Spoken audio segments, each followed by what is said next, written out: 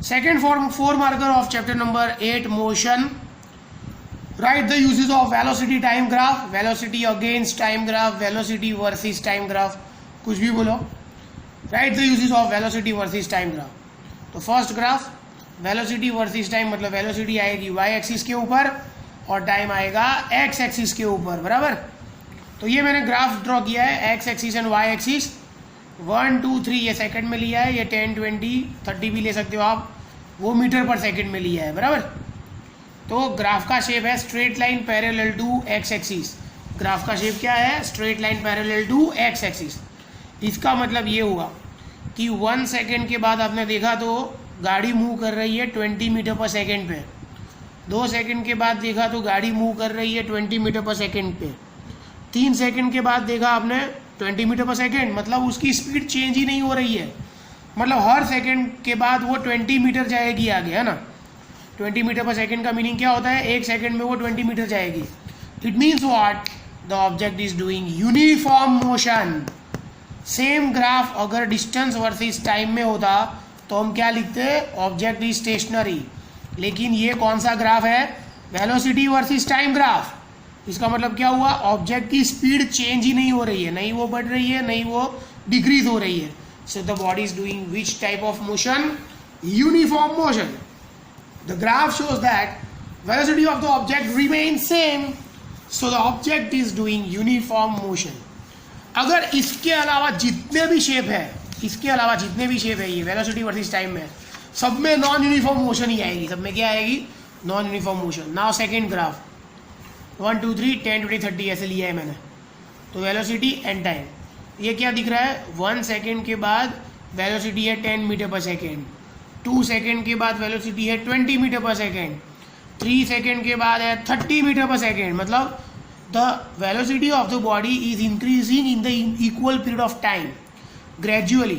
मतलब exactly 10 10 10 बढ़ रही है, ड्रास्टिक चेंज नहीं आ रहा है. हमने एक क्वेश्चन किया था यूनिफॉर्म एक्सेलरेटेड मोशन. वो एक बच्चा था, वो टावर के ऊपर खड़ा था, he is throwing a stone, मालूम है ना आपको.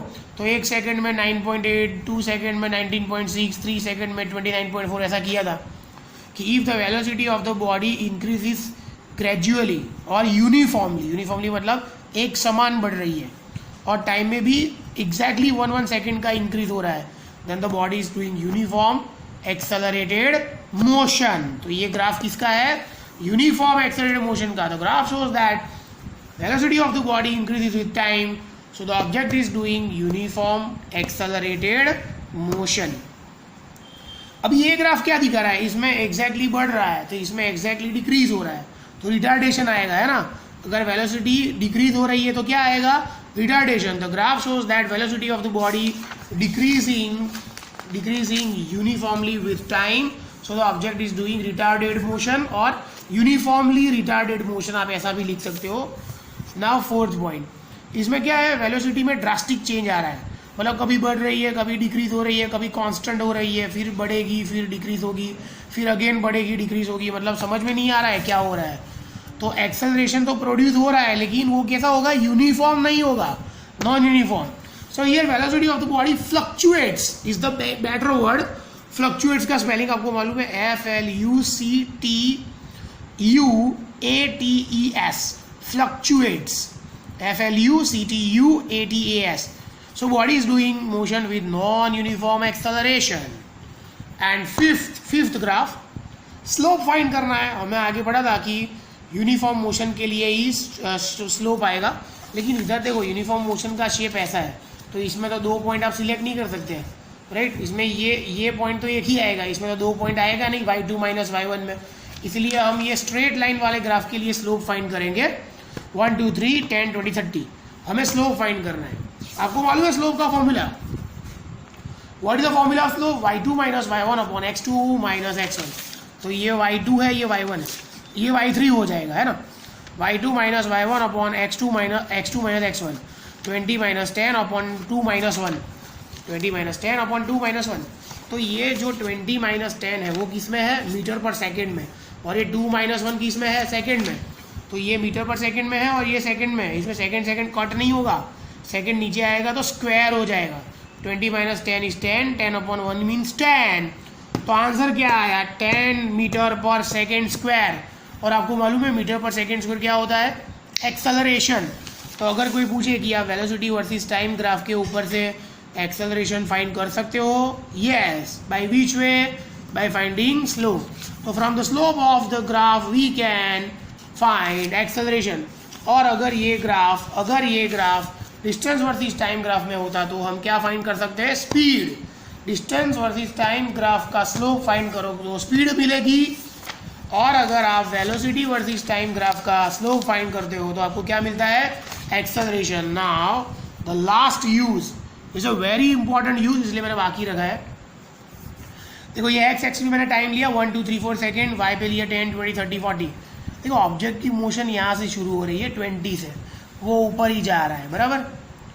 तो समझो ये कर्व है और उसके नीचे का हमें ये एरिया फाइंड करना है, right. We want to find the area. समझो हमें ये सिर्फ ट्राइंगल का एरिया फाइंड करना है। कौन सा ट्राइंगल है ये, ABC, ये सिर्फ ट्राइंगल का एरिया फाइंड करना है। तो हम कैसे फाइंड करेंगे देख लेना।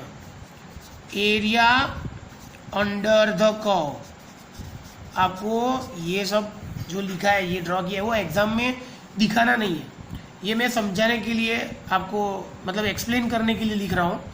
फाइनली मैं एक लाइन लिखूंगा आफ्टर एक्सप्लेनेशन, वही आपको लिखनी है एग्जाम में। तो एरिया अंडर द कर्व हमें फाइंड करना है एरिया ऑफ ट्राइंगल ABC। हमें क्या फाइंड करना है, area of triangle ABC triangle का एरिया होता है हाफ बेस इंटू एल्टीट्यूड, है ना। ट्राइंगल का एरिया क्या होता है, हाफ बेस इंटू एल्टीट्यूड। तो ये ट्राइंगल में बेस कौन सा है, BC, और हाइट क्या है, AB। तो हाफ BC इंटू AB, बराबर। अब ये BC की वैल्यू क्या है, ये BC की वैल्यू क्या है, 3 - 0, है ना। इसकी वैल्यू 3 है तो इसकी वैल्यू 3 होगी ना, क्योंकि रेक्टेंगल है। तो ये 3 - 0 3, तो BC की वैल्यू क्या आएगी, 3। अभी ये AB की वैल्यू क्या आएगी, AB की वैल्यू, A के सामने 40 है, B के सामने 20 है, तो ये वैल्यू क्या आएगी, 40 - 20 मीन्स 20। मतलब AB की वैल्यू आएगी 20, और वो क्या होगी, मीटर पर सेकेंड। और ये क्या होगा 3 - 0 3 सेकेंड। तो हम इसमें वैल्यू डालेंगे हाफ। BC की वैल्यू क्या डालेंगे, 3 सेकेंड, हाफ इंटू 3 सेकेंड। और ये AB की वैल्यू क्या है, what is the value of AB, 20 metre पर सेकेंड। तो ये मीटर पर सेकेंड और ये सेकेंड, मतलब सेकेंड कट। 20 3 सा 60, 60/2 क्या होता है, 30, और ये मीटर। तो वेलोसिटी वर्सेस टाइम ग्राफ के ऊपर से आप डिस्टेंस फाइंड कर सकते हो, डिस्टेंस, यस। कैसे, by finding the area under the curve. तो ये लाइन जो मैं लिख रहा हूँ वही आपको एग्जाम में लिखना है। ये 6th यूज में आपको कैलकुलेशन कुछ दिखानी है नहीं। By finding the area under the curve, by finding the area under the curve in velocity against time graph, we can find distance covered by the body. What we can find the distance covered by the body. तो अगर कोई पूछे कि velocity versus time graph के ऊपर से आप distance find कर सकते हो, यस। कैसे, by finding the area under the curve. तो ये 6th यूज में आपको सिर्फ ये लाइन लिखनी है और कुछ नहीं लिखना है, वो सिर्फ एक्सप्लेन करने के लिए मैंने लिखा है। ये स्लोप वगैरह कुछ लिखोगे तो सही है, बाकी सब तो वैसे का ही लिखना है। 6th यूज में सिर्फ लाइन लिखनी है। तो ये 4 मार्कर सेकंड क्वेश्चन हो गया है। वेलोसिटी वर्सेस टाइम ग्राफ का फर्स्ट यूज क्या था, यूनिफॉर्म मोशन, क्योंकि वेलोसिटी सेम है। Uniform accelerated motion, retardation, non uniform accelerated motion. Slope find करोगे तो क्या आएगा, एक्सेलरेशन, और एरिया फाइंड करोगे तो क्या आएगा, डिस्टेंस। तो ये क्वेश्चन हो गया 4 मार्कर क्वेश्चन।